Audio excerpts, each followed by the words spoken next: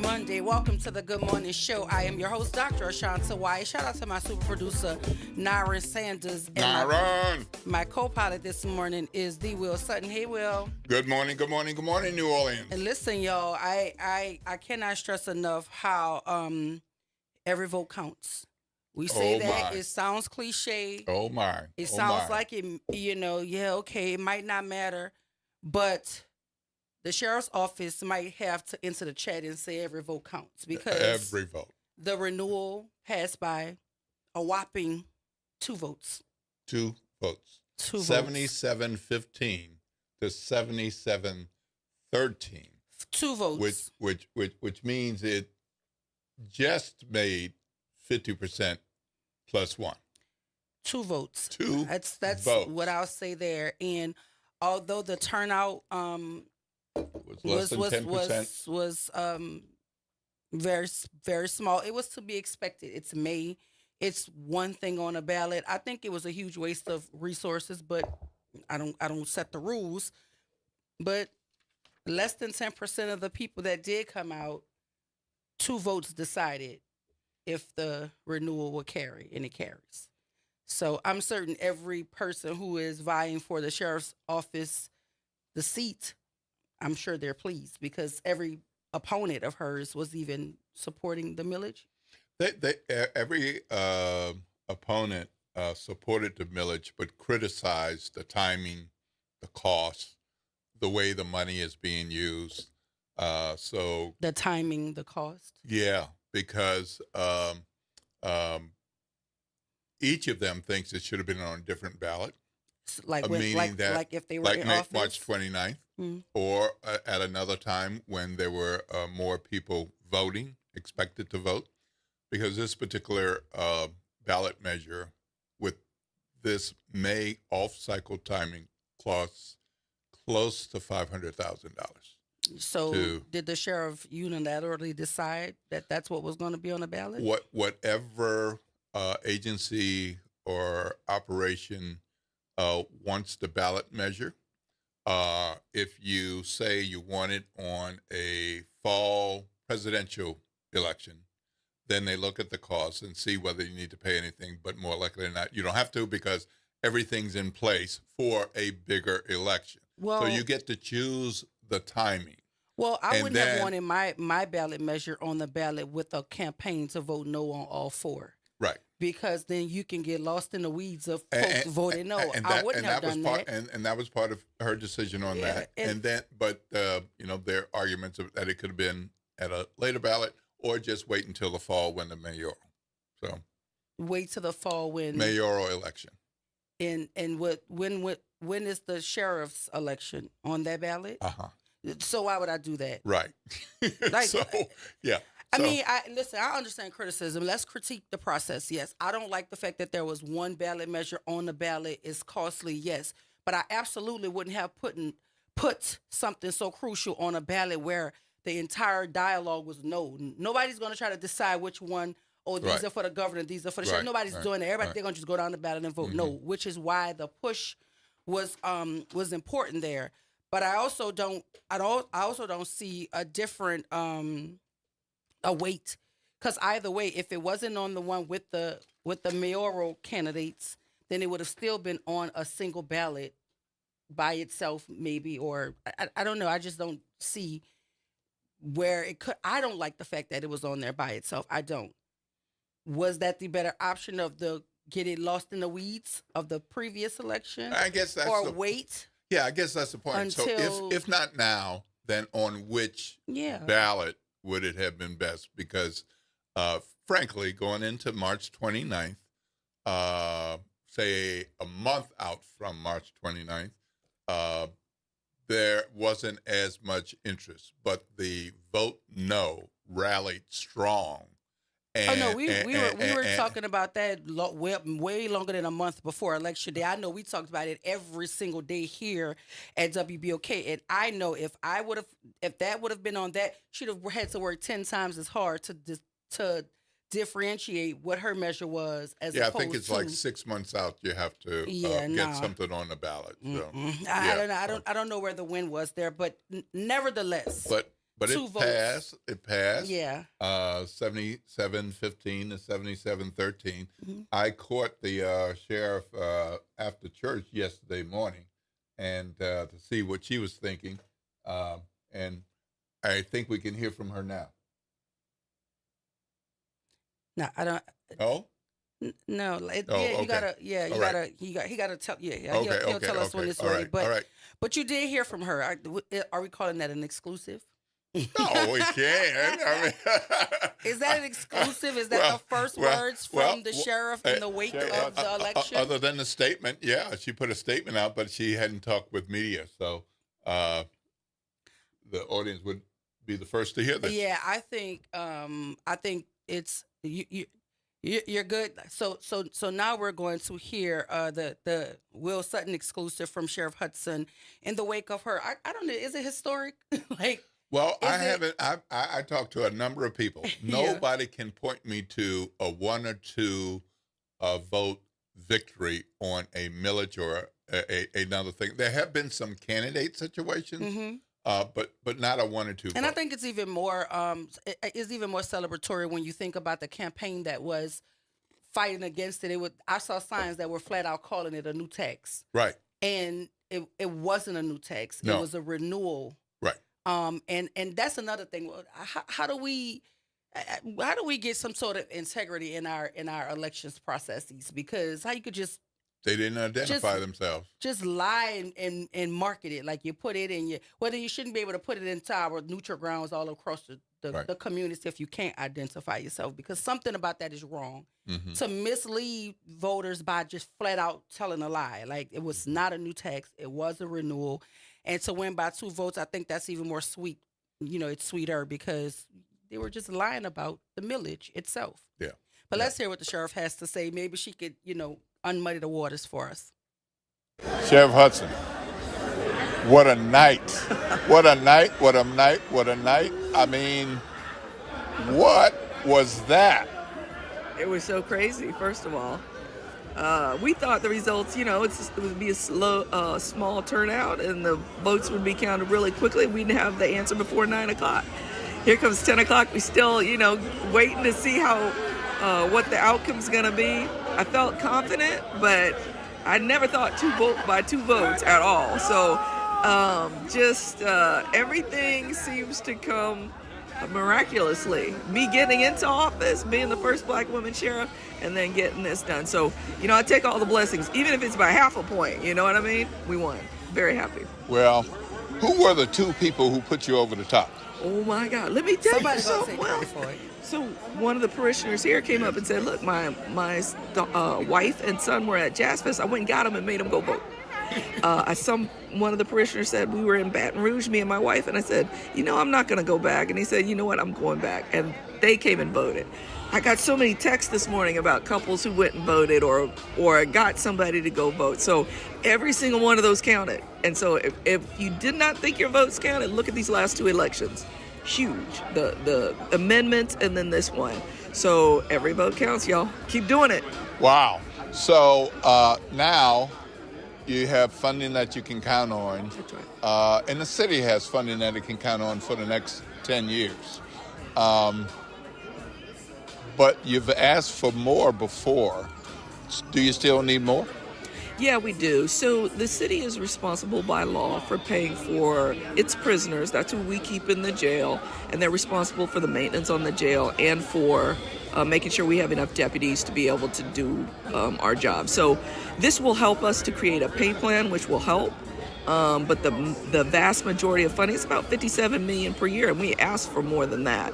But that will still the costs continue to rise: electricity, food, all those things. So we're still going to need more funding, and we're gonna be real pinpointed about it. Like, we'll pay for this pay plan, the pay raises that need to come with this millage. That's the goal. So we're gonna continue to share every single dollar that we spend with the city, and work with them to be good partners, but they do still have to pay for their prisoners. So give an example for a deputy, what this means with the passage by 2 votes.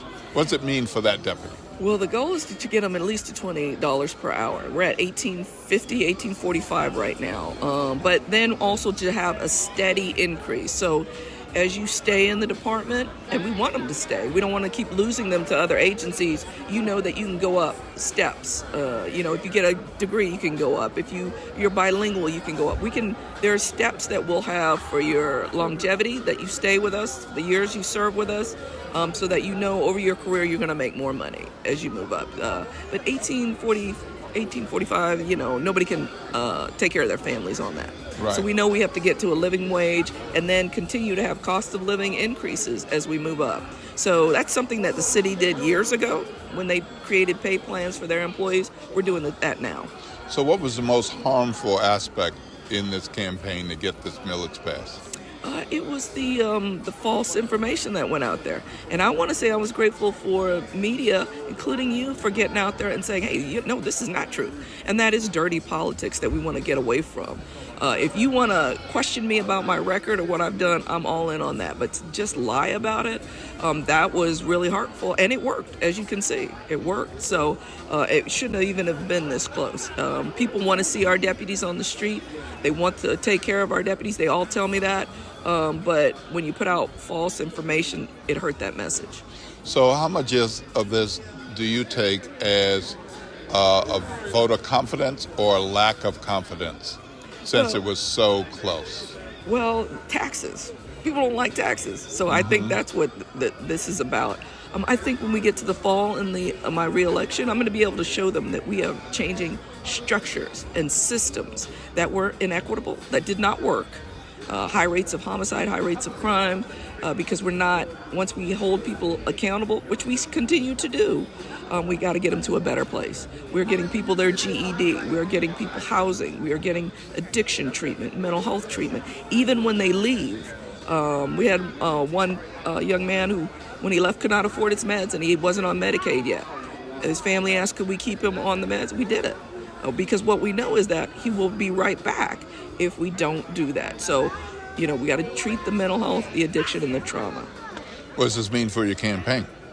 It's a boost. It's a boost because now we're going to be able to take care of our deputies. It was close, but you remember we had to make up a lot of ground. It was we made up about 40 points here, so that's big. It was a big lift for us after that first vote. So I think it's a big positive change. And even if it was close, we won. Right. Now, as you look forward and think about not just your campaign, but voting generally. I mean, you have supported voting and voter engagement. What can people take away from this 2-vote margin in terms of democracy and engagement in voting? Yeah, you see how powerful you really are as just one voter. 2 people made the difference in this election. That's an incredibly powerful feeling. And a lot of times I heard young people say, I'm not voting. My vote doesn't matter. I'm not going to vote. It just doesn't make any difference. Well, look here, it does. These last 2 elections, we've seen that. We voted down some amendments that would have been really terrible for this city. March 29. And then in this election, we voted for our deputies to take care of them. And to get people to a better life, a life where they're not committing crime. So the city invested in true public safety. Well, thank you, Sheriff Hudson, and congratulations. Thank you, Will. Appreciate it. All right. So 2 votes decided the renewal of the millage. So congratulations to Sheriff Susan Hudson. Ms. Alicia made a comment. I'm trying to figure out what she said. When Troy Carter ran for city council, she says he won by 26 votes. Well, no, that she said actually the millage was piggybacked on a race happening in other areas in the state. Orleans was not alone in voting. Yes, there were other parishes with millages and other issues on their ballots. Yeah, but I was. But your point was it's the only thing in Orleans. Yeah, because I mean, I'm in Jefferson, and we had several. Yes. millages on ours. We had one for drainage, one for the library. All of them passed, Right. of course. And then Andre Emanuel and Timothy Kerner Jr. were also on our ballot in District 1 in Jefferson Parish. And Timothy Kerner is the new Jefferson Parish Council representative for District 1. He won with 56.29% of the vote. And Kerner is the mayor of Jean Lafitte and the son of a longtime politician and current state rep Tim Kerner. So that's what was on our ballot. But I was speaking specific to just one ballot measure being Right, on the right. ballot in Orleans Parish. Right, because there was no candidate race Yeah, to drive yeah. attention. So that's what I meant there. But I guess she was giving just some context around in other parishes. But I was just saying specific to Orleans. I just think it's expensive to put this kind of stuff on. But I also support the idea of not having it on the March 29th ballot. That just couldn't have happened, with the sentiment being just no, overwhelmingly no about things. That was just going to confuse folk. And I think that's why they were able to run a campaign of vote no on all four, because there were four things on there. Right. We add the millage in and just kind of clouds the water. So, I mean, I don't know what would have been a better time for the sheriff to do it, but nonetheless, it passed by 2 votes. So congratulations there. We're going to talk about Give NOLA Day on the other side of the break.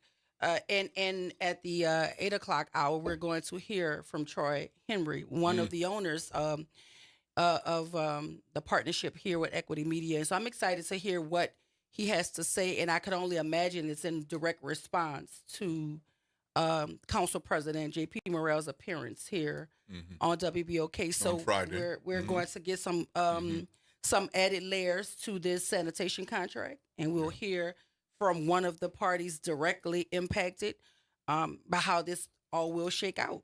So we have to go to break, but when we come back, we're going to jump into Give NOLA Day. It's exciting, right? Give NOLA Day. Let's talk about it on the other side of the break. This is WBOK 1230 AM, what New Orleans is talking about All day long. all day long, y'all.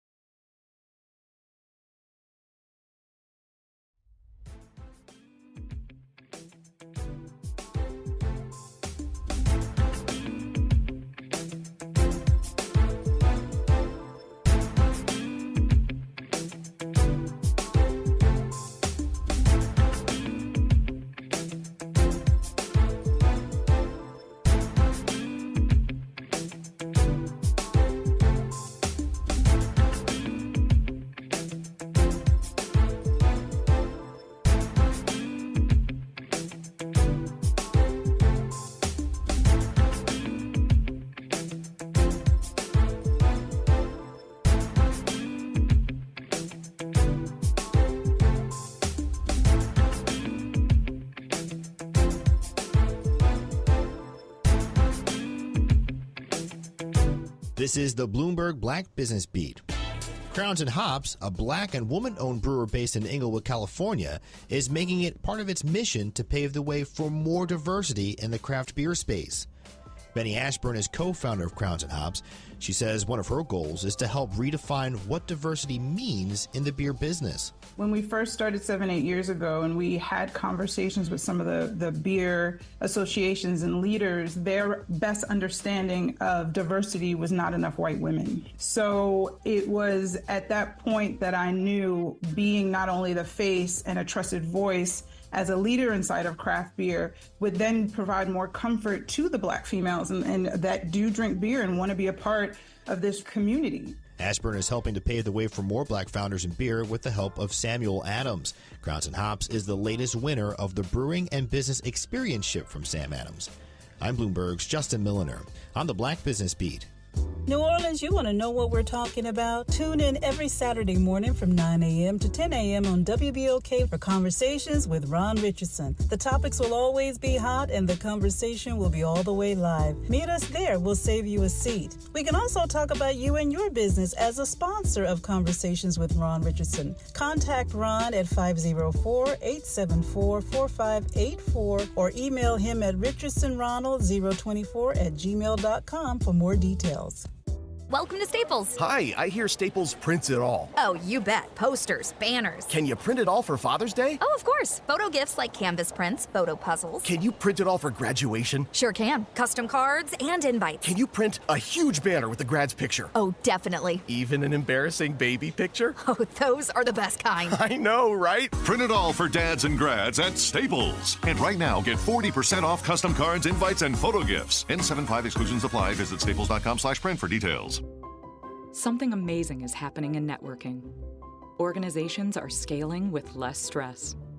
That's because CDW is designing and implementing intelligent HPE Aruba networking solutions that simplify and secure operations. With automation at the center of your data center, growing pains can be a thing of the past. HPE Aruba Networking and CDW. Make amazing happen. Learn more at cdw.com/Aruba. Connect with NOLA Public Schools. Follow us on Instagram, Facebook, and X for the latest updates. Sign up for District Digest, our official newsletter where we share district achievements, celebrate student successes, and keep you informed about our vision of providing a high-quality education. And don't miss our school board meetings. Watch in person or live stream on YouTube. Stay informed. Stay engaged. Visit NOLAPublicSchools.com today. Again, that's NOLAPublicSchools.com. The legendary Broadway show is back. The Wiz. The Chicago Tribune raves. It's an eye-popping, high-intensity revival and a cause for celebration. The music, the voices, the legend returns. Entertainment Weekly says, run, don't ease on down to this spectacular revival. The Wiz. Playing the Sanger Theater May 13th through 18th. Tickets at BroadwayInNewOrleans.com. Welcome to Chemical of the Month by the community scientists at Rise St. James. This month, we spotlight phthalates, chemicals added to plastics, especially PVC, to make them more flexible and durable. But there's more. Research shows phthalates may disrupt hormones, affect reproductive health, and contribute to environmental pollution impacting our communities. Join us as we explore how these additives shape our everyday lives and the world around us. For more details, visit risestjames.org. Empower your knowledge with Rise. Making a difference in the community. WBOK 1230 AM. Good morning, wake up. The Good Morning Show. Good morning. On WBOK.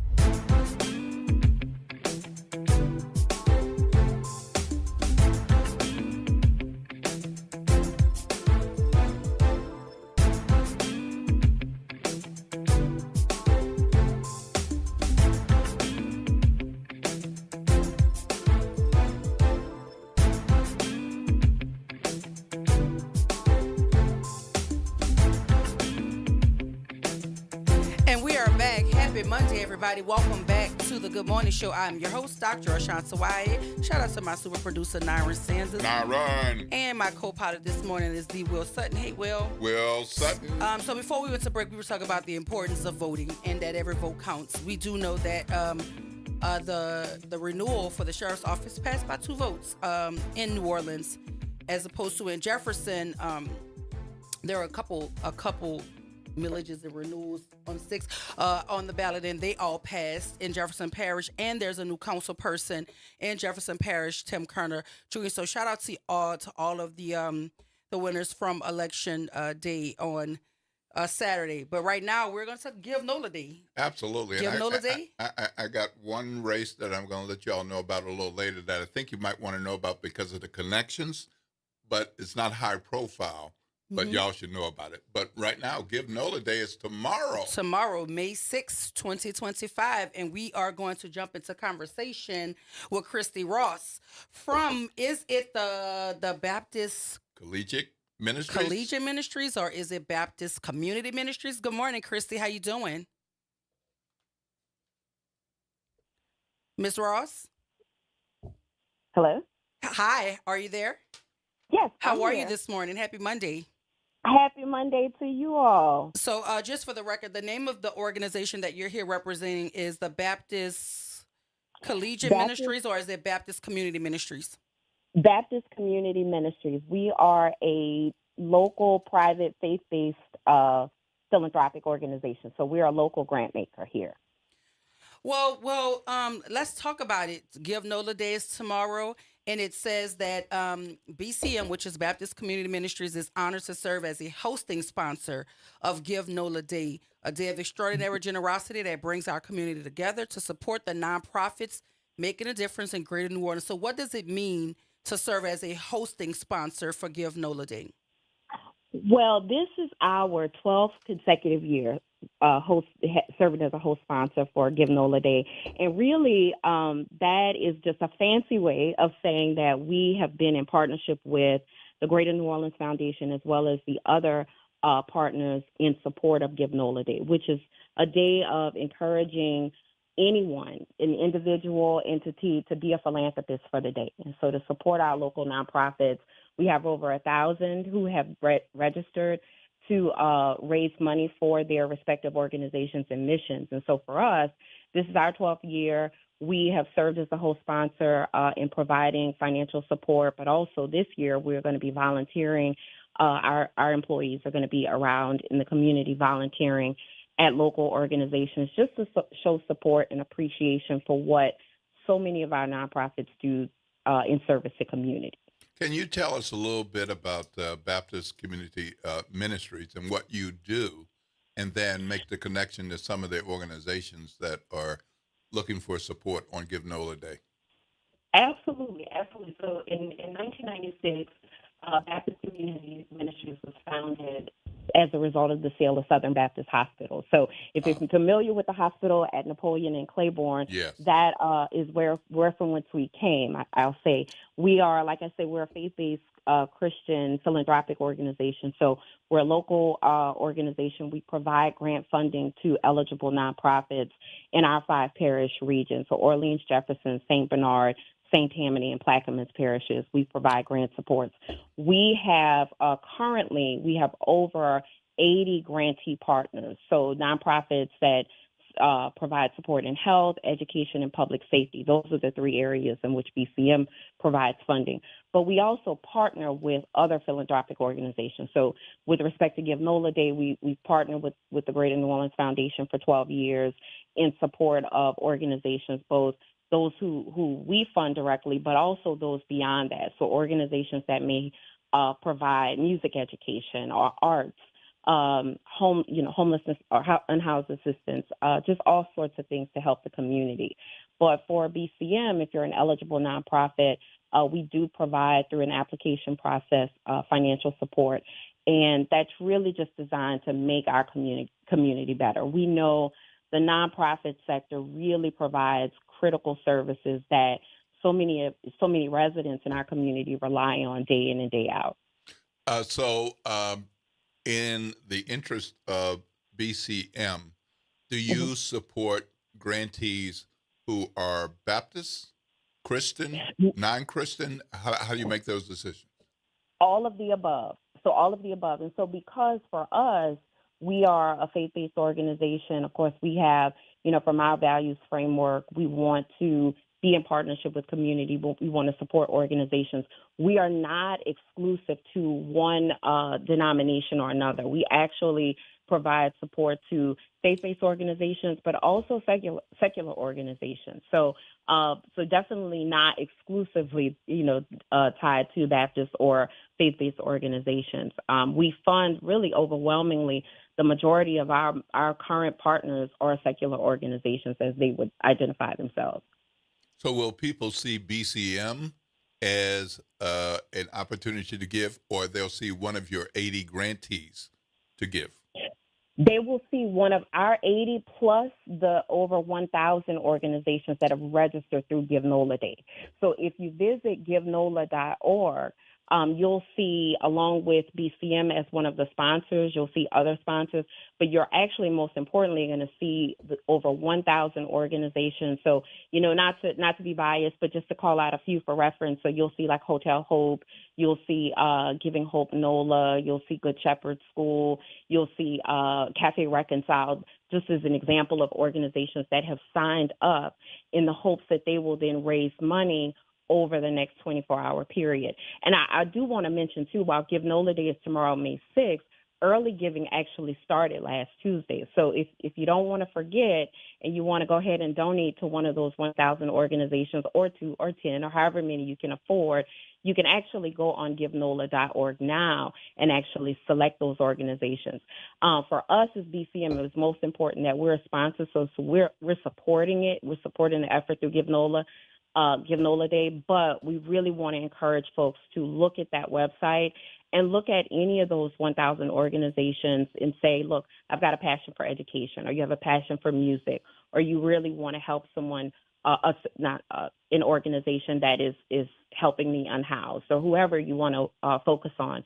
Go to that website, and then you can select those organizations to support financially. Did you say you all been participating as a host sponsor for 12 years? Yep, 12 years. This is our 12th year. Last year, Give NOLA Day raised $7.3 million, but since it started, it has raised over $64 million in service to community. And I'll say that's $64 million of community support. So there's individuals, foundations like BCM and Give NOLA Day, but the overwhelming majority of that support has been individuals. So here's my question, especially in the wake of what is happening federally. Why do you think charitable giving days like Give NOLA Day are so important to local nonprofits? Because when we think about all of this federal money that is possibly going to halt a lot of programming that is happening, especially in the nonprofit space, how important is a day like Give NOLA Day? So, Dr. Wyatt, you asked to me, I think, the most important question, and it is extremely important when we think about all of the changes, all of the things that are keeping many of our nonprofit executives and staff up at night. And so these funds, the funds raised through Give NOLA Day, are really critically important because they help to continue the services that are provided by so many organizations. And so the idea of, if you're thinking about, hey, we may lose federal money, we may have already lost federal support.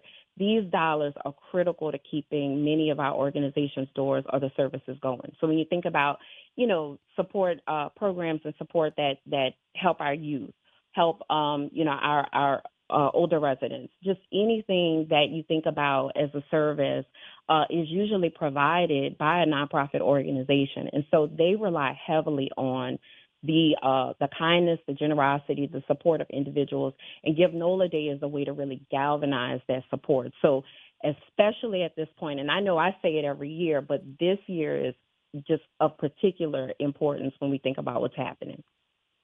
Yeah, so I'm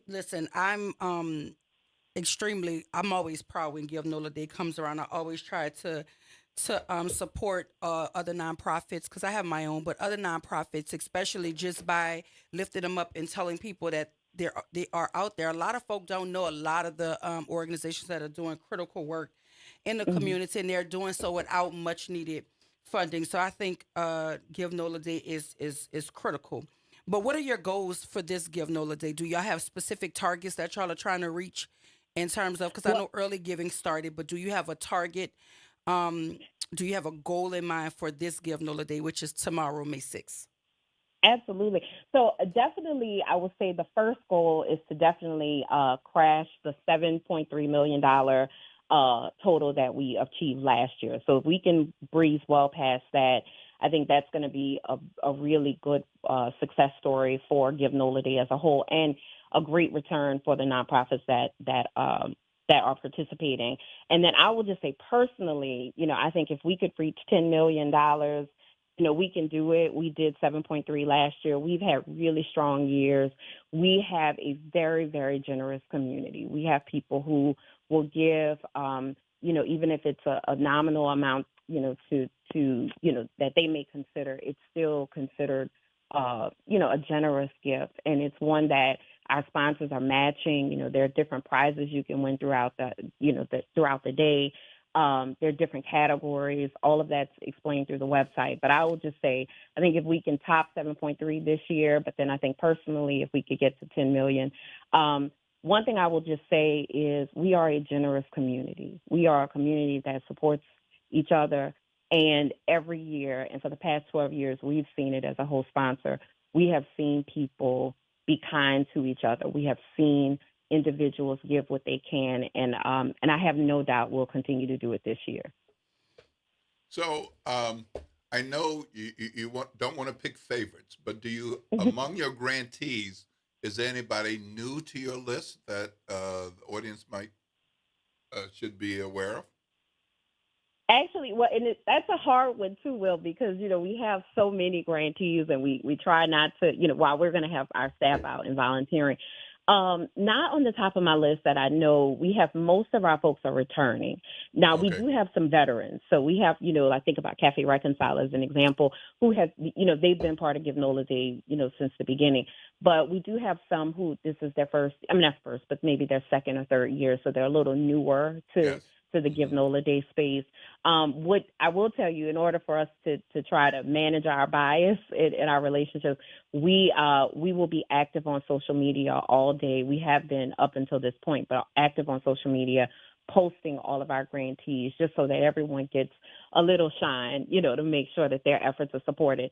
And the other thing, Will, and Dr. Wyatt, I think is important too, is that while we have, over 80 that are participating that are BCM grantees, we have, over 1,000 organizations overall, they are all really active and aggressive in trying to direct attention to their organization. So you'll have activities throughout the day at many of the organizations, but also they're active on their social media. If you drive throughout the region, you'll see signs up, with organizations who've tailored their campaigns so that you hopefully will give to their organization. So where can the people go to donate or learn more about BCM during Give NOLA Day? Absolutely. Go to www.givenola.org. That is your location to get everything Give NOLA Day. So givenola.org, you'll see all of the organizations that are listed that are registered. You will learn more about all of the sponsors, including BCM. There's a link to give. You can also see, there's a tally of dollars given to date since early giving already started. But givenola.org is your location for everything, all things Give NOLA Day 2025. So it's 7:41. We're talking with Crystal Ross from Baptist Community Ministries about Give NOLA Day. Ms. Ross, for those of us who like to give black, give NOLA, how can we be sure we're making that happen? Very good question. So on the website, when you go to givenola.org, you will actually be able to click through, and each organization has built out its profile. So if you're looking at organizations that are led by Black leaders, Black executive directors, CEOs, if they are, really intentional about serving the community and serving, the Black community, you will see that in those profiles in terms of how they organize and describe their organization's efforts. But we have many people who are very intentional about where they give their dollar, and the Give NOLA site is also very supportive of that. So you're really clear about where your dollars are going. Well, we absolutely appreciate that. And I just want to, one more time before I let you go, where can people go to donate? Because that's the big reason we're here, to make certain that we galvanize folk around these crucial organizations to make certain that they're supported, especially in the wake of what is happening on the federal level. So where can we go to donate? That's the big question. Absolutely. GiveNOLA.org. And I will say, like I say every year, give early and give often and give as much as you can, because the community needs it, deserves it, and appreciates it. Well, Krista, we appreciate you, especially stepping in for Mr. Houston. So you held it down and you did a wonderful job. So please consider on tomorrow, early giving started, but on tomorrow is the big day. Please lean into what is happening at BCM. They're supporting so many vital organizations in our community. So it's Give NOLA Day, y'all. Please consider participating. Thank you, Ms. Ross, for joining us this morning. Thank you. Y'all have a good day. Have a great day. Listen, it's Give NOLA Day, but it is also Teacher Appreciation Week. It started today. Ring a bell for a teacher.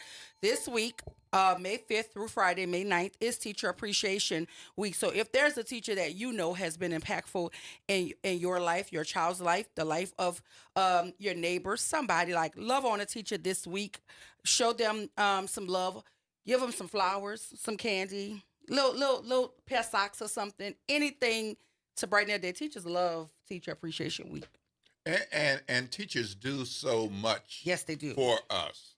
And, it's an ongoing conversation about fairly compensating teachers. And we're not talking about the people who are fake teachers, who we're talking about those who give their all.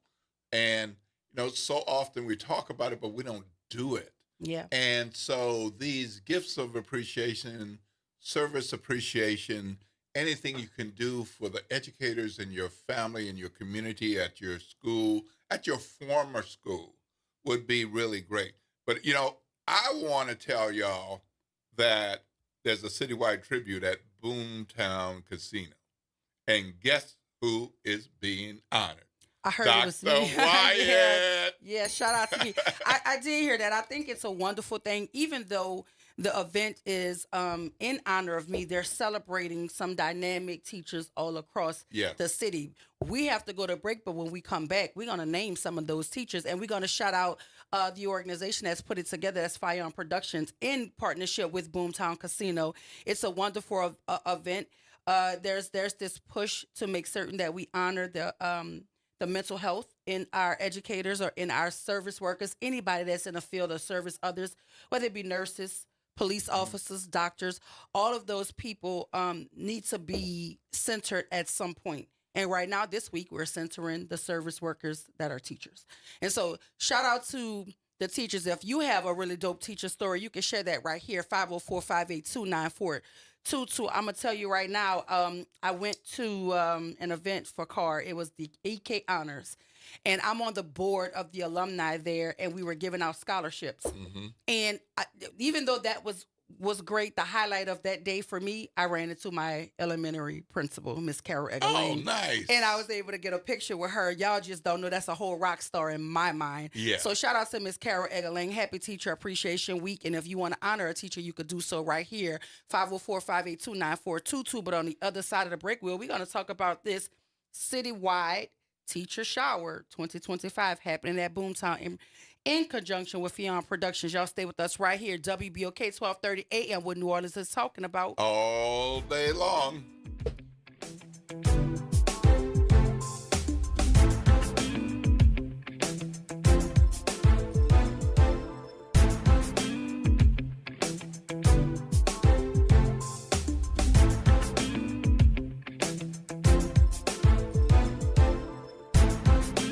This is your news update for WBOK from WDSU. For all your news and weather, watch WDSU News, New Orleans' leader in live, local, late-breaking news. Today at noon and 4 p.m. Today is comfortable, seasonal, and mostly sunny with highs in the low 80s. Lows for tonight dropping to the 60s. Flash flooding possible for Tuesday evening into Wednesday morning, so we're making that an alert day. 3 to 6 inches of rain possible, with some spots possibly seeing more. Tracking more showers throughout the rest of the week. From the WDSU First Warning Weather Center, I'm Raven Richard. Hi, this is Arnie Filko. Let's elevate every Tuesday through Thursday from 6 to 7 o'clock p.m. as we discuss the community, the country, and the world, from politics to current events to sports. We look forward to your input and continuing the quality programming on your community station, WBOK. Join Carrie and I every Tuesday through Thursday, 6 to 7 o'clock p.m. on Elevated Conversations, the Arnie and Carrie Show. See you soon. The New Orleans Jazz and Heritage Foundation is the nonprofit organization that owns the New Orleans Jazz and Heritage Festival presented by Shell. With the funds generated from Jazz Fest, the foundation invests in Louisiana communities through economic development, cultural enrichment, and free educational programs. To learn more about the New Orleans Jazz and Heritage Foundation, please visit us at www.jazzandheritage.org. Visit DePaul's new Algiers Health Center at 2801 General de Gaulle Drive to receive primary and preventive care for both adults and children. Services also include behavioral health, imaging, and on-site pharmacy, vision, Medicaid enrollment assistance, and more. For appointments, visit DePaulCommunityHealthCenters.org or call 504-207-3060. Join me, Dr. Jaquil Ross of New Schools for New Orleans for Talk That, NOLA Education. This Monday, we'll be joined by a few public school educators who will be recognized at NOLA Teacher Fest for 20 or more years of service. Be sure to tune in Monday at 12:30 p.m. on 12:30 a.m. My name is Ariel. I moved to the U.S. at 19. I spoke no English and I struggled finding job opportunities. Everything I have, I owe to the Adult Literacy Center and getting my high school diploma at age 22. It was an honor helping you achieve your greatness. Now you're helping others achieve theirs. It inspires me. When you graduate, they graduate. Find free and supportive adult education centers near you at finishyourdiploma.org. Brought to you by Dollar General Literacy Foundation and the Ad Council. Good morning, Wake Up. The Good Morning Show. Good morning. On WBOK.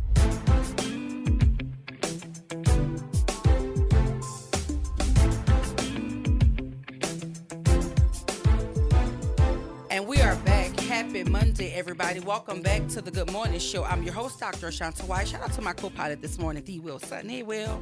Good morning, good morning, good morning, New Orleans. Before the break, we were talking about this inaugural super wonderful event. It is a citywide teacher shower happening at Boomtown Casino in Boomers. That is the little nightclub vibe area inside of Boomtown. It is starting at 9 p.m.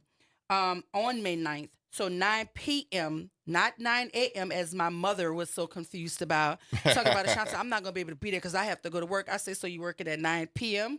It's 9 p.m. It's not 9 a.m. Right. So it's 9 p.m., May 9th, celebrating Teacher Appreciation Week. It is in honor of Dr. Ashanta White, but it's also celebrating some dynamic teachers. Damian Bokash from Young Audiences, Danette Theory, she's over at Willow, Alexis London at Andrew Wilson, Vanessa Bowes at Benjamin Franklin, Kelly Griffin, Benjamin Franklin, Deshaun Verrett, Demetra Smith, she's at Moton. There's so many teachers being celebrated. Lante Nettles, he's at Osborne. Dr. Chanel Payne, she runs her own organization where she's tutoring and helping to uplift children like in tandem with their schools. Phenomenal teachers. Justin Rush, he's over at Higgins. So we have teachers from the Jefferson Parish school system, the charter school system, the Orleans Parish system. And so it's just, it's a huge event.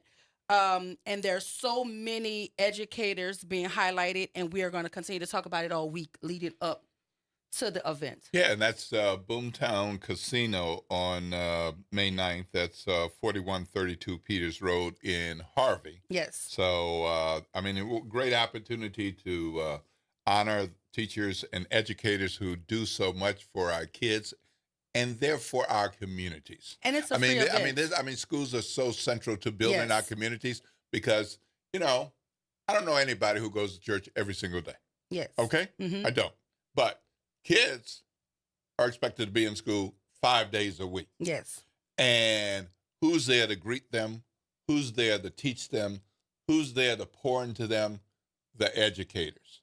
And so that is a key touchstone in our communities for our kids and for our communities, building stronger communities at school. Yeah. Yeah, it's a look. Shout out to the teachers. And again, if you want to honor a teacher, you could do it right here all week long, right here on WBOK. The line is 504-582-9422. I have a story for every teacher who I've ever encountered. I can tell you a story about them. That is how impactful, particularly to my elementary school upbringing, particularly to my experience at Edna Carr Magnet School. Like, I can tell you every teacher I've had. I can tell you something about them that was impactful to me. Mr. Riley was my English teacher at Edna Carr. He is the person who I give a lot of credit for making my pen do what my pen does. Like he was one of those people that push you to think outside of a box. He was very eclectic, a very eclectic man, but he was smart as a whip. And I am extremely grateful for having experienced him at Edna Carr. Ms. Ligas was another one of my English teachers there. English is actually my favorite subject, by the way. Cool. If you did not know, now you know. Mathematics and I just do not get along. I will string up my shoes and put my Vaseline on and fight with that content area. Cannot. I do it because I have to, but loving it, nah. But I will say I did start to love math the older I got. When I was younger, not so much. Statistics, I love. Shout out to the Xavier University. If you've taken statistics there, you could take statistics anywhere. Yeah. I would say. So shout out to Dr. Glaude at Xavier University. That was my statistics teacher. Professor, I should say. But if you want to highlight a teacher, this week is the week to do so. You have any teacher stories, Will? I'm sitting here and thinking, and there've been a number of teachers who have affected my life. But I'm going to go back to seventh grade. Mrs. Lovin. Okay. School that ain't there no more. Joseph Cone, junior high. And I was in seventh grade and doing the things that you got to do in class. And Mrs. Lovin was my teacher for English. And we had writing assignments, reading assignments, and all of that. And there was one piece that I wrote. I even remember the title of it, Mel and the Bear. Okay, from seventh grade? Yeah, right. And so it was a fictionalized story that I created because she had given us structured things before, and this was an assignment to, broaden it, but tell a story and remember the things that I taught you. And she was so encouraging, and she said, I think you might want to think about being a writer. And I was like, really? Me? Yeah. Me? Seventh grade? Me? Yeah, and look at you now. And look. Yeah. Well, Thank shout you, out Mrs. to Lovin. Ms. Loving. Shout out to me. Listen, we all have those sorts of stories, and again, I can name somebody who was impactful throughout my throughout my educational experience, whether it's all the way back to Head Start, because some of the women who were in Head Start lived in my community, so I saw them all the time. And even all the way up to now to Xavier, Dr. Akbar is extremely, influential in my life. It's just, shout out to the teachers, baby. I there's no other way to say it. Shout out to the teachers. But good morning, Papa Baptiste. Welcome to the Good Morning Show. Good morning. Comment ça va, Doc? Ça va bien. Comment ça va to you, everybody else? Thank you, merci. Quite quick. First of all, I'd like to shout out to a young man that we're going to be burying tomorrow, my brother Paul Baptiste, 30-year school teacher, band director, Army military person, also part of David Batiste and the Gladiators, and the leader of his own band, the Batiste Brothers. We're going to be burying Paul tomorrow. His funeral will be held at Catherine Drexel at Xavier University tomorrow. The viewing is at 11.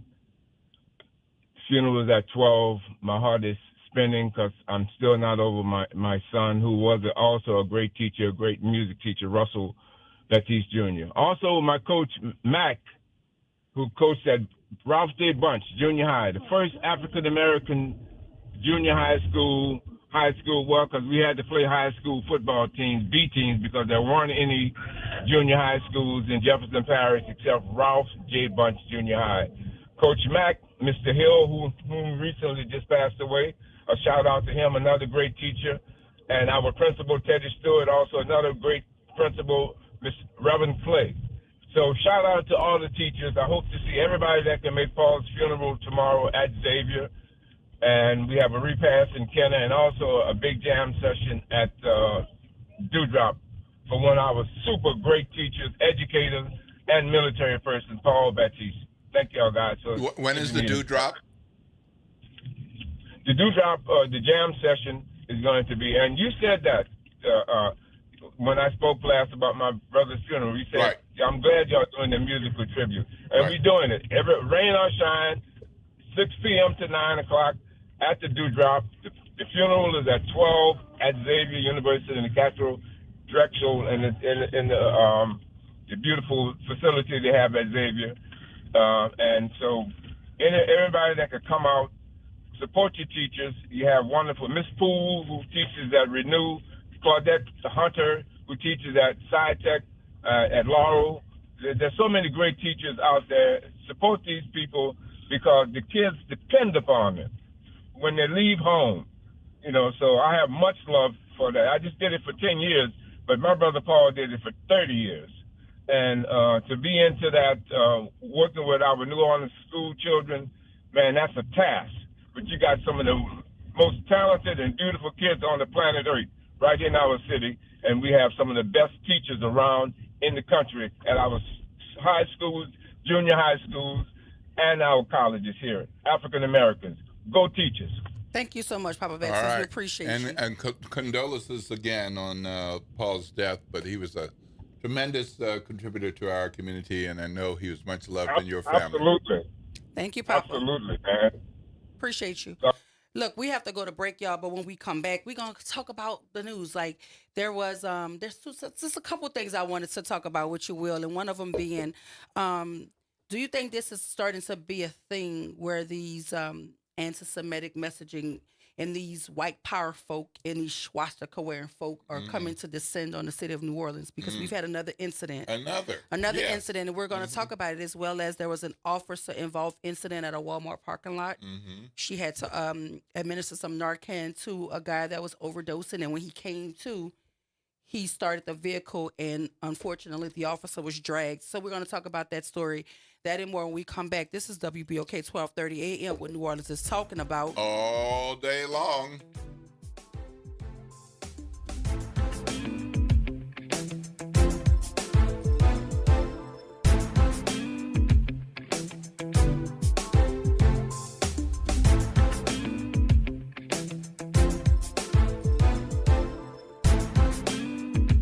WBOK New Orleans, home of the Good Morning Show, 7 to 9 a.m. weekdays. This news report is brought to you by New Schools for New Orleans. I'm Bree Wood with BIN News Now. A security guard at Spartan College in Inglewood, California has been detained. 40-year-old Jesse Figueroa is accused of shooting 2 co-workers Friday. Black Inglewood Mayor James Butts confirmed that news. There were 2 females. They're believed to have been employees of the school. Both women are in critical condition. He was arrested 2 hours later in front of a middle school about 10 miles away.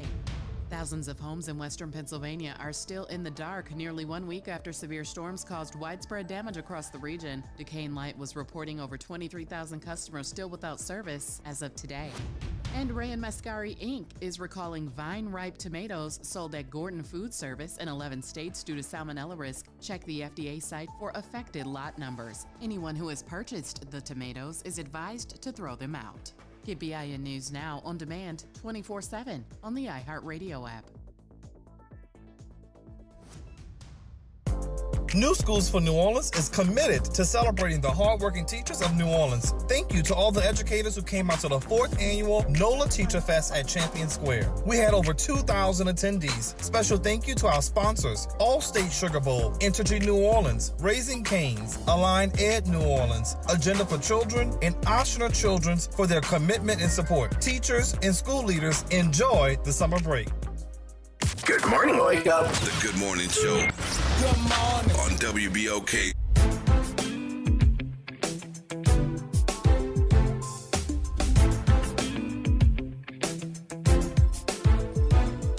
And we are back. Happy Monday. Welcome back to the Good Morning Show. If you're just joining us, we've been talking all things teacher appreciation because it's Teacher Appreciation Week. Love on a teacher this week. I mean, you should be loving on teachers each and every week, but this week is special because this week is specifically about honoring the hard work and dedication and the many hats that teachers wear, because we all know that a teacher is not just in the classroom working on content or working on delivering content or working on making certain that the classroom is it's so many things teachers do that are above and beyond their pay grade, above and beyond their job descriptions, and above and beyond their scope of work, right? We've been nurses, we've been we've paid for shoes, like we've paid for meals, we've done all of these things because we love what we do on behalf of children. So shout out to teachers. Y'all are in that bunch that I believe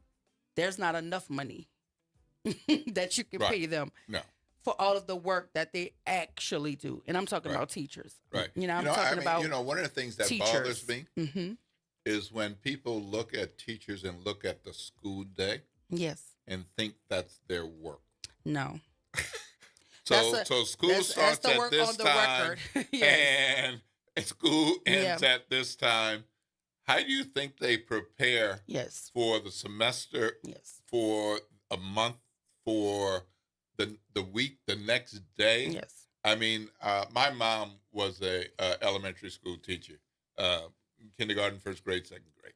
And the woman was like doing all kinds of stuff in our house.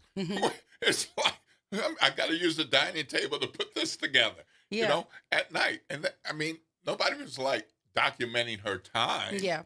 And she certainly wasn't getting paid for it. No, they don't. You They know, don't. but Teachers rarely ever get paid for all of the work that they do. We have a caller on line one. Good morning, Trees. Welcome to the Good Morning Show. How are ya? Good morning. Like y'all was talking about, Happy Teachers Appreciation Week. I just wanted to call in and give that shout out because especially in this current system of, charters of schools is especially hard on our educators with their mental health and the things that they have to do. I know so many that are staying in these schools because of the simple love they have in their heart for the kids, because everything else about the charter is making it unbearable. And I also know so many of our homegrown, beautiful, great educators that have, been either blackballed or have been ran completely out of the school. And I wanted to say names. I want to say, Dr. Wyatt, of course, she ain't gonna brag on herself. We got I call her Dr. Nurse Chanel Dr. Payne Nurse. now. There's people like Prajay Cotton that's still holding it down over that Langston Hughes pre-K. They got Miss Joycelyn Poole over there at Langston Hughes, been over there. I mean, not Langston Hughes, Thurgood Marshall. They have Jermaine Bennett, who he's always worked with the special needs kids. They have Mr. Dion Norman over there at Warren Easton. He got into it with every one of my daughters, and they end up loving them by the time they were leaving. Also they have going on this week, Friday. I know, again, it's something, they have somebody's creating something called a teacher shower instead of a baby shower. And so some of those people, especially Dr. Wyatt and Dr. Nurse Chanel Payne, are being honored. And if they have ever done anything to touch your life, you can come out Friday at Bulltown for 9:00 for free. I think they got DJs and all kinds I'm of sorry. stuff going Let's on. not skip over that part. How much is it? What? It's How free. much is it? It's a free event. How much is it? It's free. It's free. You get in for free, and it's a party. It's not. It's a party. I had showers go. They got the food. They got the party. They got the DJ, and all you got to do is come in there with your appreciation for teachers that you love, and especially they're gonna have some people like I say, Dr. Nurse Chanel Payne is gonna be in there, ready to be showered. So if she's done anything to touch your babies with her reading, tutoring company, because she teaches children from all over the city. So parents, I know you have her to thank that them babies on grade level. Come in there and thank her. And then we got people like Dr. Wyatt, who every time people call her, she's in the building fighting for their kids. And nobody know that. So she do almost 2 or 3 times a week. She in somebody's school fighting about somebody's kid. If she done came in there and fought about your kid, or you just appreciate the fight she had for your kid, come on in Boomtown Friday for 9:00. It's a party, but bring your appreciation. Bring some tokens. It's a baby shower. It's a teacher shower. So come shower them with some appreciation tokens too. So I just want to call that in because, like I said, it's free. It's a good time. It's on a Friday. Why not just come in there with a party with a purpose too, to show that appreciation to people in the city, in real time, how much you appreciate them. Thank you so much, Mitris. Appreciate you. All right. Happy Monday. Look, there's so many teachers. I mean, I even teachers who are my colleagues that I think are phenomenal. Lauren Jewett is a phenomenal educator. Benjamin LeGrand is a phenomenal educator. Monique Handy, Dr. Monique Handy, Dr. Benjamin LeGrand. Like, these are phenomenal educators, and they're still in a fight in some way, shape, or form. Dr. Bethel Cager is a phenomenal educator, and she was in the K-12 space, and unfortunately was pushed out of the K-12 space, and now she's teaching right here at Xavier University. So yeah, she was in the K-12 space. She was a principal. There are a number of people who are working in these spaces and just trying to still stick with education because that is where their heart beats. Like you and I were talking. I mean, I'm in the Xavier space now, but K-12 is where K-12 is where that's your heart. It's where my heart beats. I don't know any other way to say that.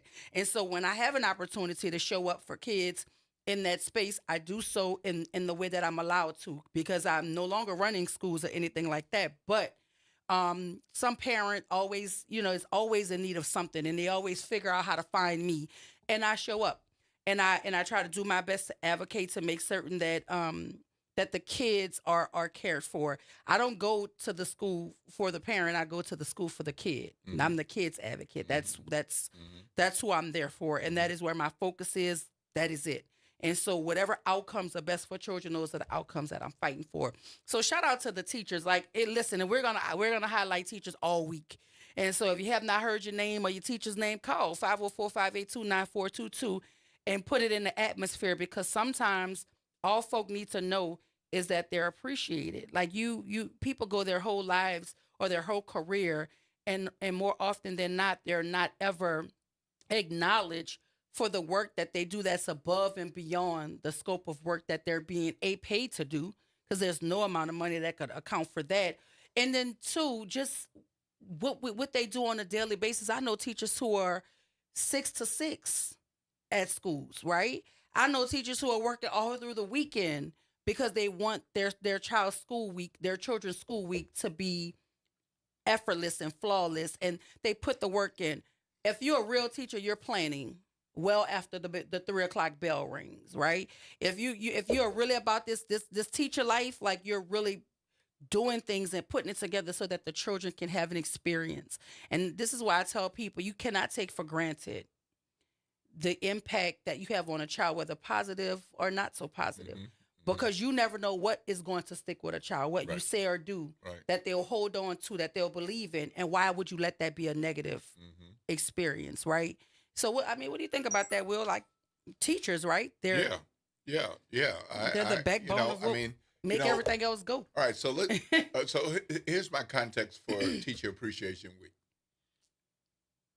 We have Black History Month. Yes. But we don't need to pay attention to Black history 1 month out of the year. Right. So we need to have teacher appreciation every week. I'm not going to argue with you when you're right. Every week. Every week. But this is a special week. Yes, I'm not going to argue with you when you're right. Like our special month for Black history, this is a special week. Yeah. So if you haven't done it because you're busy, yes, because you're making sure the kid gets off, because you're just going to the parent-teacher meeting, because you got 4 kids in school. Yeah. Try to think about each one of those teachers and the last time that you showed them any appreciation. And it doesn't even take much. You can literally find out their favorite candy and get a mug and stack the candy into the mug. Like, that's literally a couple dollars, right? You can go to the $1.25. You could get the babies to make the little hand, like they do it's so many things you could do to make a person feel special, because it's cliche to say, but people really enjoy being thought about. Yeah, you can go to the $1.25 store, which used to be the Dollar Tree. The $1 plus. Yeah, right. Nothing in there is $1 anymore. Good morning, Nathan. Welcome to the Good Morning Show. Good morning. How want you to doing? send a shout out to my favorite teacher, Miss Nathan Wilson Clayton. Okay. All right. Shout out to Miss Clayton. Fisher. Go ahead. We listening? She's a product of William Fisher and Murray Henderson. Come to well, she gonna get another bell. William J. All right, Fisher is my elementary school. Oh, yes, we love those soaring eagles. Oh yes. Well, thank you, Nathan. We appreciate that. God bless. Have a good one. Don't you just love that, especially when the men call in and talk about their favorite teacher. And you know, more often than not, a man's favorite teacher is probably the teacher that they were not getting along with to begin with. That's the one that held me. Tuck your shirt in, baby. Right, You know what I mean? right. Lift your head up. Yep. Just bothering you all the time, trying to keep you on track, and then after you leave, and then you realize that it was because they care. Right.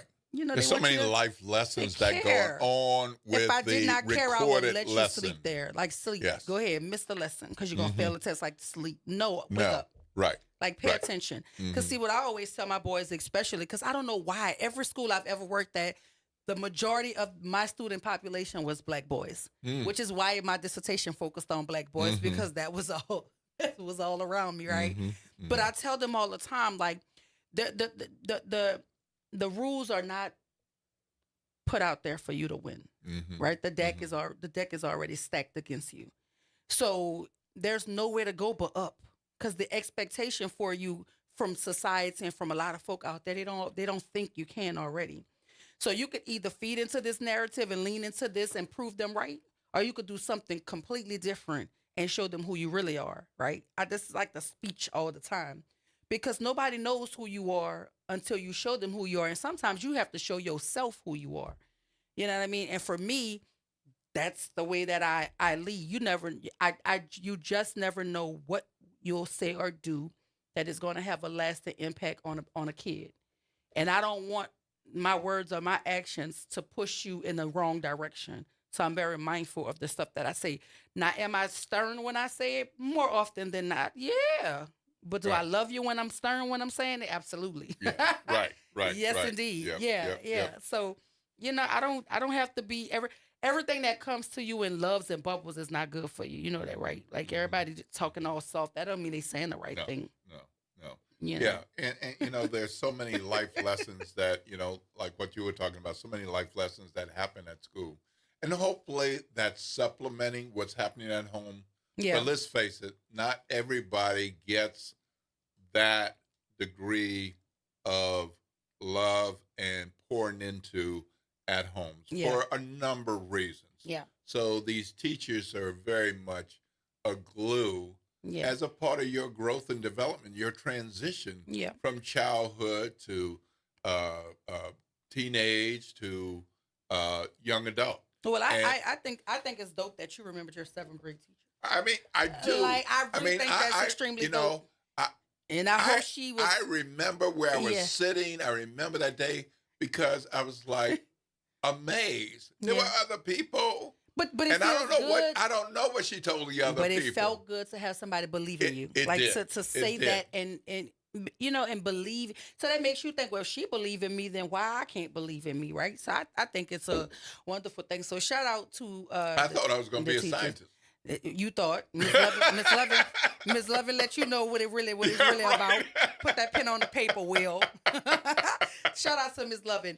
Listen, we also talked about discussing this story briefly about the swastika shirt that was in a New Orleans nightclub, actually, and it happened on Friday during a performance, a Waka Flocka performance, and the lounge that's in question is a New Orleans-based lounge, and this person got up on the stage wearing a shirt with a huge swastika on the back, and folk were denouncing it and really calling it out because the people who were there in attendance were saying that the nightclub itself did nothing to intervene, even though folk were complaining about it. The music never stopped. Nobody never ever corrected this person. But the owner put a statement out, you know, speaking against it. And it says, following last night, which was Friday, so he wrote this on Saturday, I'm assuming. Following last night's Waka Flocka performance, we were made aware that a New Orleans-based co-performing artists wore apparel featuring a symbol widely recognized as one of hate and violence. This symbol has no place in our venue, our values, or our city. Notably, Waka Flocka's manager, which is a misassessment because Waka Flocka's manager is his mother. But according to the statement, they were calling Waka Flocka's manager a Jew, right? It was Jewish, was just as shocked and disturbed to learn about the situation unfolded online today. So no. Deb Anthony is Waka Flocka's manager. That is his mother. So the owner of the place tried to say like the manager was Jewish as a way to kind of say that they didn't condone it. So they missed the mark there. But it also says, at this time, we do not know the performer's intent. What do you mean you don't know his intent? That's weird. The front of the shirt appears to reference political conflict and may have been meant as a form of satire. However, no explanation has been provided, regardless of the message or purpose. Wearing such a symbol in any context is deeply offensive and completely unacceptable. That's what you should have said, period. Like, all that other stuff about not knowing his intent, that's the whole reason why there's an issue. It's a huge swastika on the back. No matter the intent, it shouldn't have been worn. And so for me, as a part of a performance, and then they're saying he's locally based. Whoever this gentleman was that wore the swastika apparel, he's a New Orleans based artist.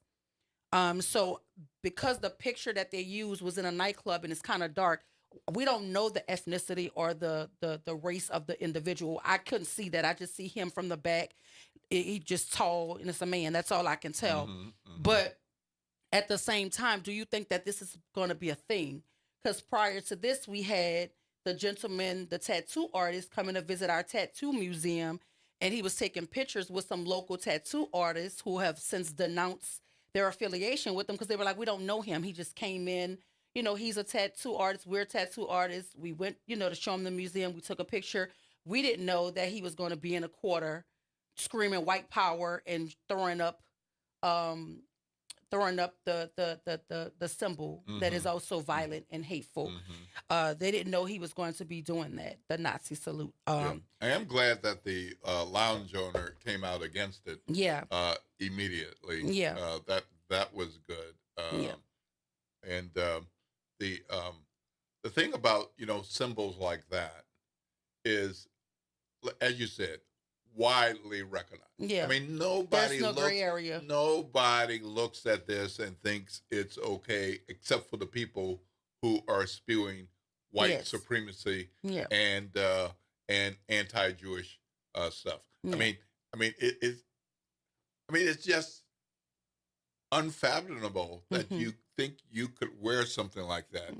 Just walking down the street to the grocery store. And then in a public performance? And then he got on the stage. So if he was in the crowd, maybe the people around him probably would have noticed it. But he got on the actual stage, so everybody was able to see it. And then somebody filmed it. And he wanted to be seen. He wanted to be seen. So, let's not have that discussion about we don't know his intent. Well, we absolutely know his intent when he put it on. So let's be clear that. But again, like you said, the owner denounced it. I'm just hoping that this is not like a domino effect, like where folk are starting to see folk do it and then they're just copying it and then they're pushing the line even more. Right. Even more. But we'll continue to talk about it. But listen, y'all, on the other side of the break, we're going to hear from Troy Henry. I'm excited to hear what Mr. Henry has to say as it relates to this sanitation contract. We heard from City Council President J.P. Morrell. We heard from Councilman Freddie King. Absolutely. Now we have Troy Henry in the building. And here's the thing. I would love to hear from Mayor LaToya Cantrell or somebody from the city, in terms of where they stand with this issue and just to add some more layers and context. But y'all stay with us. If you want to hear from Troy Henry, you could do so on the other side of the break. This is WBOK 1230 AM, what New Orleans is talking about all day long.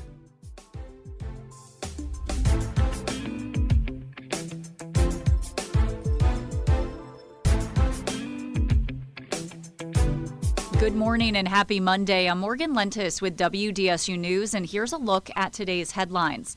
A woman is recovering after being shot in the Warehouse District. New Orleans police say this happened around 11:30 last night at the intersection of Constance and St. Joseph Streets. We're told that woman was taken to a local hospital by EMS.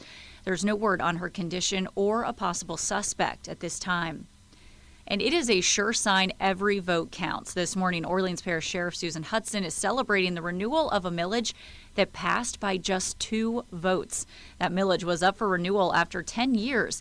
The sheriff says it will fund critical rehabilitation programs, maintenance, and staffing.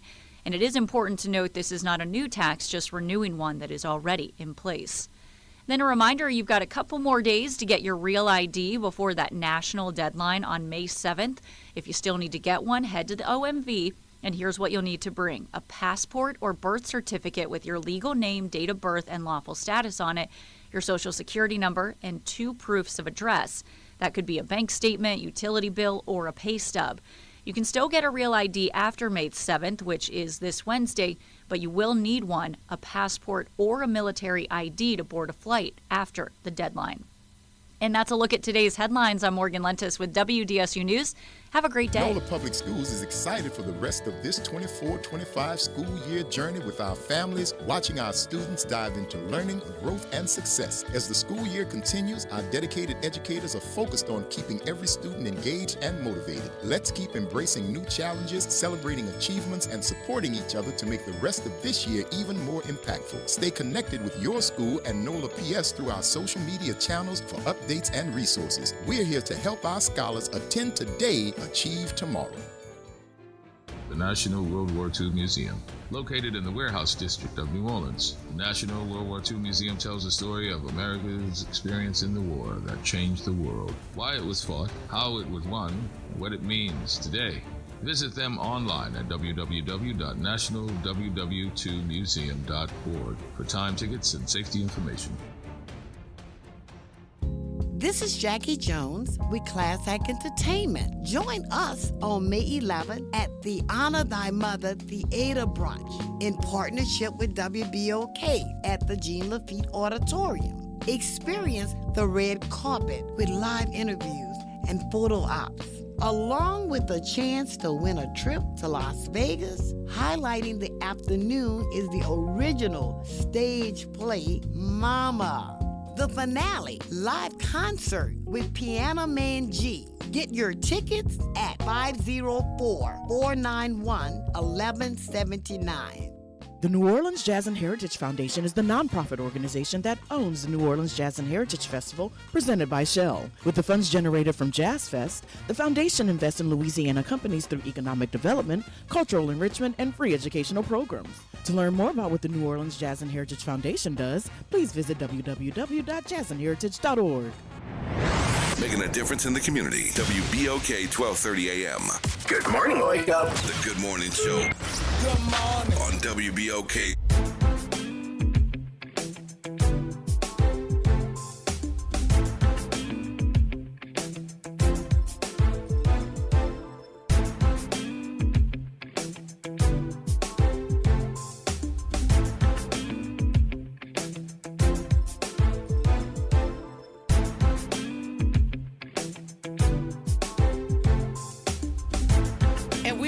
Happy Monday. Welcome back to the Good Morning Show. I'm your host, Dr. Ashaf Sawai.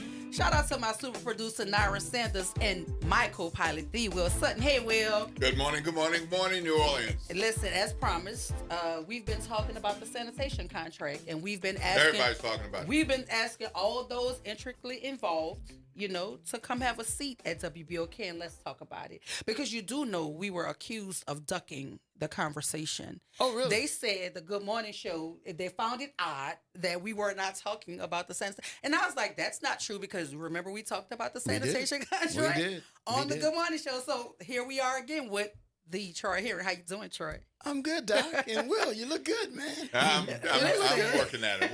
Yeah. This is fun? How you like it? It's going pretty good. I want to know how Dr. Wyatt likes it. Well, she put in for hazardous duty pay. I don't know if you know that or not. Listen, I'm just saying. I'm just saying. But no, I wanted to talk to you because the conversation it's about you, right? You're at the center of it all. Mm-hmm. Yeah. And we had questions, and Will had a good point. We were going to go point by point of what JP had to say, starting with this idea that Mr. Richard only put up like a 50%. Well, the Henry bond. Consulting put up a 50% bond instead of 100%. Yeah. So his point was no other trash contractor puts up 50%, and no other contractor puts up 50%. So his comment is, basically, that's just inconsistent with what the city does with any Because he was contractor. saying if So- something happens, that the city would be on the hook for more additional funds. So what do you say to that? So, you know, I don't have a lot of thoughts about J.P. Morrell that are positive at all. I mean, he's Steven from Django. He's a certified Uncle Tom. Okay, first, let's just get that on the table. Now, first of all, he's either being dishonest or disingenuous. I'm not sure which one it is, but I'll assume it's dishonest. Let me explain to you what a performance bond is first. And now I know he went to law school, but I don't know if he missed the day that they taught law there. Okay, so a performance bond is an insurance policy, essentially, that says that if a company does not perform, it's going to cost the city some time and money to replace that company with another company, right? So the city That kind of happened with the emergency. Well, I'm just about to tell you. The city was able to replace our contract, or actually it was the previous contract, because we never actually performed, but they were able to replace that with an emergency contract in 3 weeks. Okay? So why would you want to have, or why do you as a city need to have a year's worth of revenue to replace a company that you can replace, and you just 6 months ago demonstrated that you can replace in 3 weeks? The reason why, and this is the little dirty secret that they won't tell you, is that it's to keep other smaller businesses out of the game, to make the bond as expensive as possible so that most businesses can't get involved in the process. Okay? I sat down and by the way, just because these other trash companies did what they did and bid what they bid and negotiated what they negotiated, I'm a little smarter. I negotiate because I understand the facts and the dynamics of business.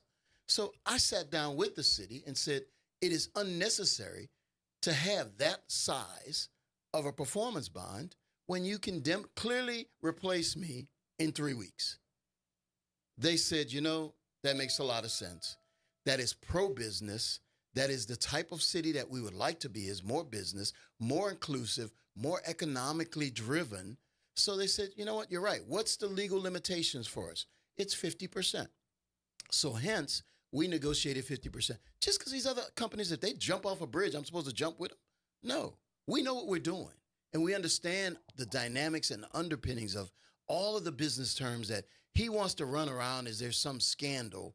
What he doesn't understand, it shows his lack of intelligence, because he has proven, and the city has proven, they can literally replace a sanitation services company in the French Quarter in 3 weeks. So what do you say to this idea that this is the first time, because this is a comment that not only Councilman Freddie King made, but also the Council President J.P. Morrell, that this is the first time where they're seeing the business community in the French Quarter and the residents of the French Quarter collectively come together in support of Ivy Waste continuing to provide their trash services. It's also the first time black firm has won the sanitation services contract. So all of a sudden, these other organizations have now all come together. But it doesn't matter. What I say that it is there was a bid process. We participated in it. There were 6 companies. We beat all of them. Okay? Hands down. We beat them not by a little, eked it out. We beat them by a lot. 40, 50 points? By over 50 points. So as a result, we have a right to perform that work. Doesn't matter if there's a popularity contest going on. If the temporary contractor's done a good job, he's supposed to do a good job. Well, right? Well, that was another area I kind of pushed on, because one of the things that both of the councilmen said was that the current provider is going above and beyond. I said, well, if I was the interim for something and I wanted to earn the work, absolutely, I would go above and beyond. And so the pushback to me was, well, I can't get into the head of Mr. Torres, and but you don't have to get into his head. If you're the interim for something and you're vying to be the permanent, of course you're going to do what you need to do, and probably more than what you need to do, so you can say, consider me for this. Right. But what do you say to folk who said that? Because one of the comments was made that you don't have the trucks, or you don't have the materials, or to even have won the contract. You would have to then subcontract to somebody to be able to get the job done. What I'll tell you is the people that are saying that are liars. Okay? Let's just be very clear about it. They're liars. First, we won the procurement, so we're entitled to perform. Legally, we're entitled to perform, okay? So, but as it relates to the equipment necessary to do the job, of course, we'll have all the equipment we need to perform, all of it. Same as they've got now, the current contractor and the contractor before them. We'll have all of the equipment, whether it's our equipment that we maintain internally now, the equipment, by the way, the contract that I signed with the city requires all new equipment. So nobody has the equipment to perform under the contract that I want. Because it has to be new. Because it has to be brand new. Mm-hmm. And it has to be a new model of everything. That's street sweepers, that's flushers, that's trash trucks. All of that has to be new. Pickup trucks, vans, all of it has to be new. So we're ready to buy it the minute our contract is done, is perfected, and we'll have all of those in place. Do we have some of the equipment already? Yes, we do. But we can only use the older equipment, let's just call it, for the first 6 months of the contract. By that point in time, you have to have all of your new equipment in. So this whole thing, how do you know what I have? You know what I mean? It's like they're running around saying, oh, I know what he's got. I know what he makes. I know what he is. It just shows you the level of hypocrisy and lying that they're doing. So why do you think this is going on? Well, it's obvious, right? I mean, they're 100% fans of Sidney Torres is the first thing, right? Now, here's a guy that's got corruption charges all over him in Kenner, right? But it's really another deeper factor. I'm an Oliver Thomas supporter, okay? I've made that clear. I'm an Oliver Thomas supporter. They are all Helena Moreno supporters. What they do not want is an Oliver Thomas supporter to have a $73 million contract. And for JP, who's an Uncle Tom, he don't want a black business to have anything. All he does, his entire track record is to complain about black people to white people. Whether it's Oliver, whether it's the mayor, whether it's me, whether it's Charles Rice, that's the only thing that J.P. Morrell has done in his 3.5 years here is to complain about black people. So you think this is 100% political? 100%. And not necessarily the business of the city. You're thinking that these folk are hiding behind making this about that is correct. City government and contracts when it's really just about it's a fact because the first thing they did was they said, oh, it's about Richards Disposal, and we had a disagreement between us and Richards, and just as a backdrop to that, Richards Disposal and I had the same lawyer. Okay, that lawyer had to be fun. No, so he had to step aside. Okay. So Richards hires another lawyer. We had to hire another lawyer to negotiate our contract. The lawyer that Richards hired, basically, tactic was, if you don't give me everything I want, I'm going to send a letter to the city council. I'm going to sue you and everything like that. And that was her tactic. And I don't work well with threats. Yeah. So as a result, the minute she started bad-mouthing me and sent all of this stuff to the city council, they used that as an excuse to not grant the contract to me. Okay, got it. So they did a temporary contract until we could resolve our differences. The minute we resolved our differences, it was another excuse. Oh, now the city council wants to renegotiate a contract. They don't like the terms that we negotiated on a bond. They don't like the fact that we have termination. We don't have termination for convenience. So now you feel like they're going through the contract it's on that. It's a stall game. Okay. They think Helena Moreno is going to win. She ain't. Oliver's going to win. But they think she's going to win. And they want to stall this thing out to December so that all of a sudden now they can say, oh, well, let's just extend him until there's a new procurement. She'll run a new procurement, and then Sidney will be the permanent contractor. That's their game plan, okay? When you ask Freddie King, and I listened to the Freddie King interview, he said, well, let's just let him go to December, and then, quote, we'll see what happens. Not, oh, well, then let Troy Henry take effect on the contract that he rightfully won. Well, I think that's we'll just see what happens. I think that's what Will asked. Will asked something in that vein. He was saying, is there a world where this contract can go into a certain date and then Mr. Henry and August 1st. Kick in? And I don't know that we got a clear answer there. You're not going to get one. But what I will say is there are a lot of questions, and for folk who are just laymen, like we don't know what's going on. Tell us, and I ask this question the same way. Talk to me like I'm in first grade and I need to connect the dots. Yeah. What is the real issue here? If the contract is awarded to Mr. Henry, the first thing that I was told was that you had a disagreement with Mr. Richard. We did. So I pushed back and I said, well, now we're hearing the agreement. Yeah, we've signed There's an agreement between Mr. Henry and Mr. Richard. Then where are we now in the process? So where do we go from here now that y'all have resolved your differences? where do we go from here? What's the hang up now? So the city council, we took the city council to court to order them to sign our contract. Okay. Technically, we don't believe the city council needs to sign a contract because here's the backdrop to that. The city council voted to give themselves authority that they control and sign contracts over $1 million. That is in direct opposition to the Home Rule Charter, which says the mayor and exclusively the executive branch has that authority. Okay? So first thing is it's been challenged and they lost that in court.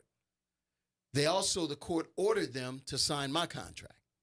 So what they then did was they appealed, right? And the appeal was they've been stalling on everything, delaying the appeal. Remember, they're trying to run out the clock until after the election.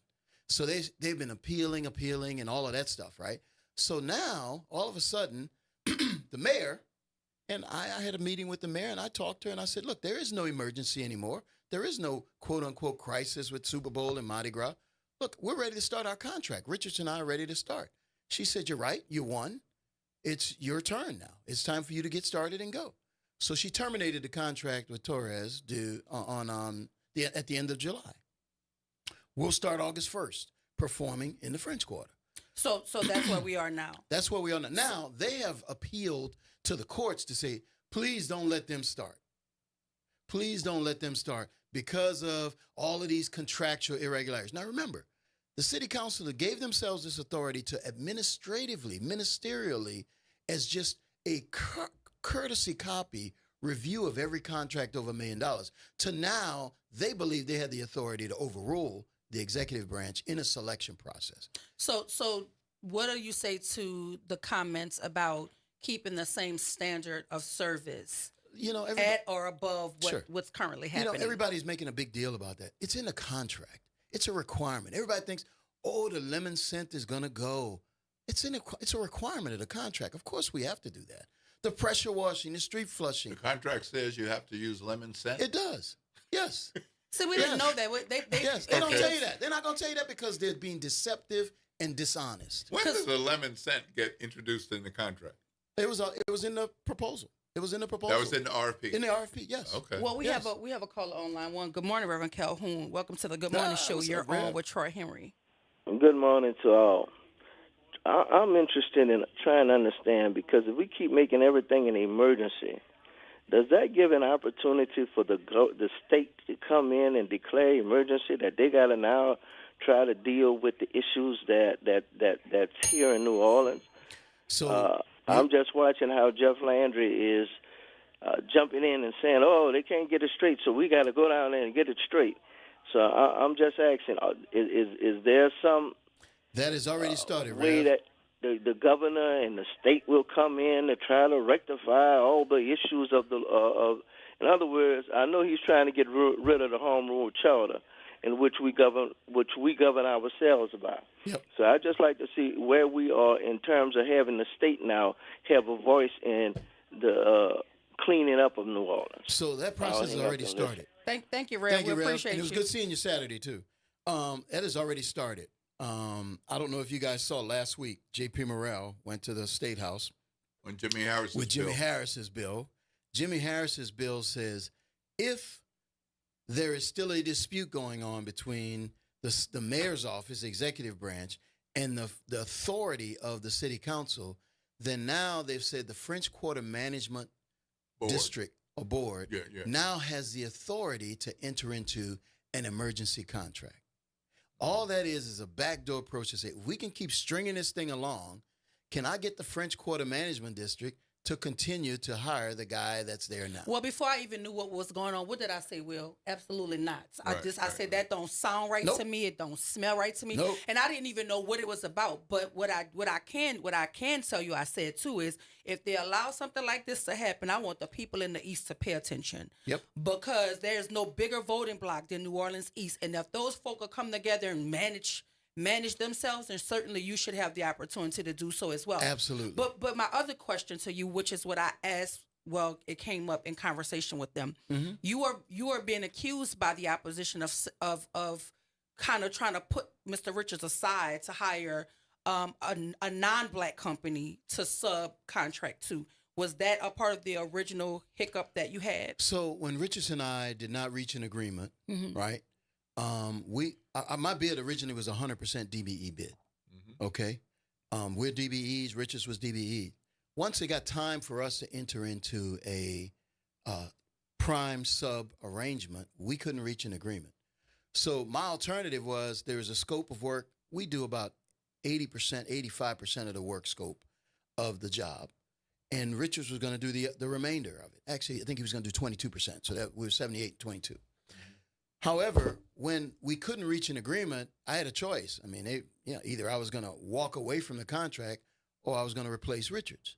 And those are the discussions we had with this kind of crazy lawyer that Richards had at the time. So we went and found a company.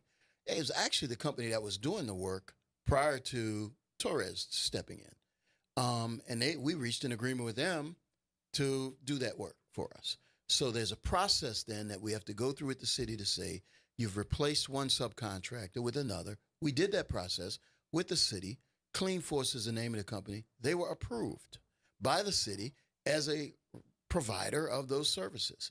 So we were moving forward. So there was no reason even for the emergency contract, okay? But they made that into a big production as a result. Well, look, we're the prime. We have a right to select our sub. But they made that as the basis for the delay.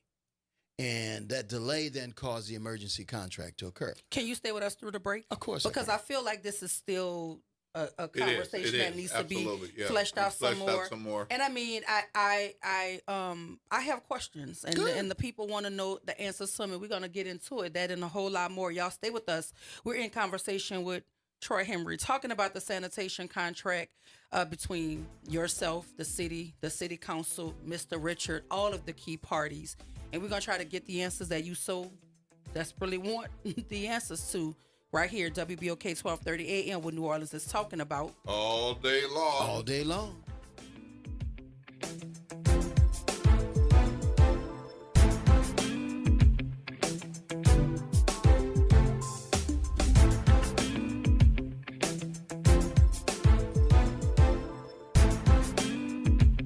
This is your news update for WBOK from WDSU. For all your news and weather, watch WDSU News, New Orleans' leader in live, local, late-breaking news. Today at noon and 4 p.m. Today is comfortable, seasonal, and mostly sunny with highs in the low 80s. Lows for tonight dropping to the 60s. Flash flooding possible for Tuesday evening into Wednesday morning, so we're making that an alert day. 3 to 6 inches of rain possible, with some spots possibly seeing more. Tracking more showers throughout the rest of the week. From the WDSU First Warning Weather Center, I'm Raven Richard. Real issues, real talk, real solutions. Miss an episode of The Reality Check? You can catch every episode anytime. Search WBOK Media on your favorite podcast app to tap the bold commentary, real-time reactions, and powerful perspectives from the people and leaders shaping our city. Download, share, and rate it 5 stars, because the real ones always stay informed. Are you passionate about community safety and police accountability? Tune in to The Monitor's Mic, where we talk about oversight, policing, and you.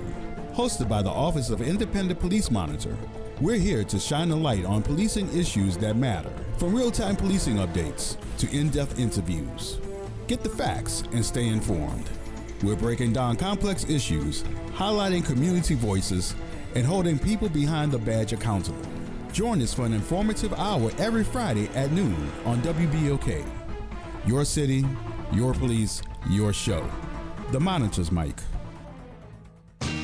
Hello, I'm Gary Clark. Please tune in to Dr. Clark 101, The Living Classroom, which is broadcasted weekly every Wednesday at 12:30 p.m. on WBOK 1230 AM on your dial.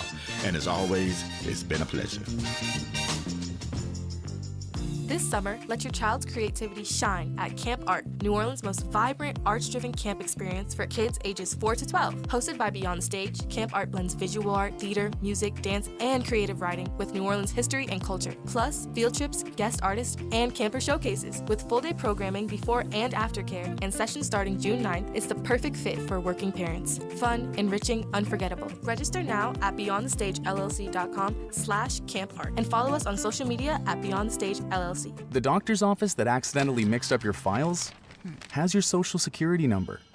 The power company that mistakenly cut your service has your payment info.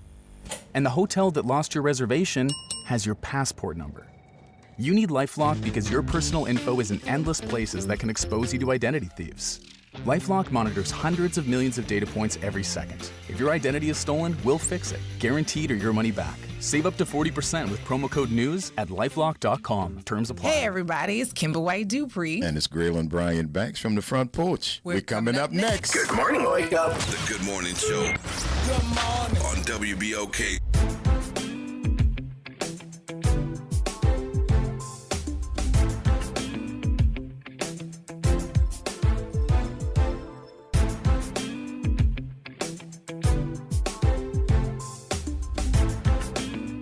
And we are back. Welcome back to the Good Morning Show. I'm your host, Dr. Ashanti Wyatt. My co-pilot this morning is D. Will Sutton. And if you're just joining us, we're in conversation with Troy Henry talking about the sanitation contract. Councilman Freddie King was here earlier last week. And we had Council President J.P. Morrell here as well. And I'm going to say again, any other entity that is involved in the process that wants to have a seat at the table to talk about it, you're welcome. It'd be great to have somebody like the mayor. Yeah, we would love to talk to someone from the mayor's office, if not the mayor herself. Absolutely. To weigh in on this. And as I was saying, the comments in the chat are always important. Someone said that Clean Force is a Jefferson Parish business. How about spending Orleans money with the Orleans companies? No, I agree. And look, that's why we picked Richards initially. But when we couldn't reach an agreement, we had to go with an alternative provider. And so that's why we went with Clean Force. But now we're married to Richards. And so, we're excited. Look, Alvin Richards is a St. Aug alum. I'm a St. Aug alum. Mm-hmm. We're much more happy that we've partnered back with Richards again. We just, look, all we had was the lawyer that we both had. Mm-hmm. He finally said, I've seen enough. In one day, got this whole resolution done. There's another comment that says, I trust Senator Jimmy Harris. I inquired of the bill and I understand it. Now, that's another layer. Maybe we could talk to the senator himself to see. Because, again, I made my commentary just hearing, what the context of the bill would be. Right. That was my first time hearing it. And it just didn't feel right to me. So I don't know the intricacies of it. But what I do hear is another way for the state to put its hands on New Orleans business. Yes. And I was just leery with that because I feel like we have to be careful about setting precedents that can then be used on us in different ways. Absolutely. But I would love to talk to the senator to get some understanding and clarity around the bill. When I spoke to Jimmy, his message was, look, I just don't want there to be a day where there's not trash being picked up and services not being provided and there's rats running around the French Quarter. That's me too. We agree. Yeah. But it's a simple solution. All the council has to do is sign the contract that of the duly selected firm, which is us. Now the mayor's made a decision. IV Waste is terminated. Okay? So it's simple. But what they're doing that's as of the end of July. As of the end of July. So what they're basically saying is they'll do anything but sign a contract with Henry Consulting. So what do you say? What do you say to folk who, because they heard you say you believe that this is just about this being the first time a black company has had the opportunity to have that level of a particular contract. It's the largest. I don't think there's ever been a contract, $70+ million $70+ million contract that a black firm has won in the city of Orleans. I don't think there has been a. So they're hearing you say that, but then they're also saying, but you dispense of or you got rid of a black sub to bring in white companies. Well, we didn't have a choice. We didn't have another black company that we could pull from. So, yeah. But that's the past. We're talking about the future going forward. Because y'all have made an agreement. Yeah, we have an agreement now in place. So, did we disagree at one point in time with Richards and I? Yes. But have we come together and we are one team, one fight? Absolutely. So we'd like to focus on the execution model and the execution team, which is going to be Henry Consulting and Richards Disposal. And you are saying that it's possible to move forward with a 50% bond because that was one of the big major things. That's the contract that the president of the council was saying. Yeah, that it will put the city in a. It doesn't put the city in an adverse position. He doesn't doesn't understand business. Or is that not what he said though? Oh, he said it on multiple occasions because he doesn't understand business or he's just being dishonest. Okay. So let me ask about this point that he made on Friday with the 50% bond. Yeah. That other contractors bidding for this asked for 50% bond. No, that's not true. And they were told no. That is not true. And the reason it wasn't true is because in an RFP, and this is what J.P. Pinocchio does, okay? He tells a half-truth and then all of a sudden takes it to the extent further where it becomes a bold-faced lie, okay? The way it works is the RFP has a model contract in it that calls for 100% performance bond, 100% of whatever the value you bid, okay? But it also says all terms associated with this agreement are subject to negotiations, all right? So there was only one company that had the opportunity to negotiate with the city of New Orleans, and that was the selected firm, Henry Consulting, us. No other company had the opportunity to negotiate with them. Would they have negotiated a lower bond? I don't know. I mean, look, I just look at every aspect and every terms and conditions, my attorney and I do, and we make sure that they're in the best interest of our business and it's something we're comfortable with performing on. So termination for convenience was another one. Look, you have to invest millions of dollars in equipment to do this job. And termination for convenience, to keep that clause in there, would have said that the mayor could come in, the next mayor, let's just say, would come in, and they could terminate you because they don't like you, or you ain't their friend, or you didn't vote for them, or because you black, right? So we said, no, we don't believe that's necessary. If I don't perform, terminate me. But if I do perform, you don't have the right to terminate me just because. So that's one of the comments here that says, if your contract prevails, you will have to prove constantly that this was a win for the city and the quarter in particular. How will you be able to quiet the naysayers? Just perform. Look, I mean, at the end of the day, the city and the stakeholders in the community, what they want is performance. They want someone that's going to do the job and do it in a very workmanlike, professional manner to a level of excellence that they expect. We think we'll do that and then some. And if the contract moves forward, there's a gentleman here that wants to know, are you guys hiring drivers? We will be, yes. Yeah, tell him you should call my office, 504-529-9890. Let me just say, Doc, and Will, look, you look at the airport today. We run and clean the airport today, right? It's been voted 4 out of the last 5 years the cleanest airport in America. Okay? And that's your company? Yes. Okay, if you look at downtown, we've been cleaning downtown in CBD, right, for the last year and a half. It's been impeccable. Can I ask you this, Look Mr. during Henry? the Super Bowl, right? No complaints about downtown and CBD and the cleanliness of it. So all of a sudden to think that now we're not capable of cleaning it, or Torres as the magic broom that only he can clean, is a fallacy. Do you believe that there are any backdoor dealings happening that is causing not only the lying, as we're saying, there some people are flat out lying, but the misinformation? Yes. Because again, we were asked to watch a council meeting, and watching that council meeting, you're inclined to be like, oh, the council, this seems so straightforward, and then to have you come here and talk, it's like, well, I kind of could see what you're talking about. Like, where are we, the constituents, like the regular folk?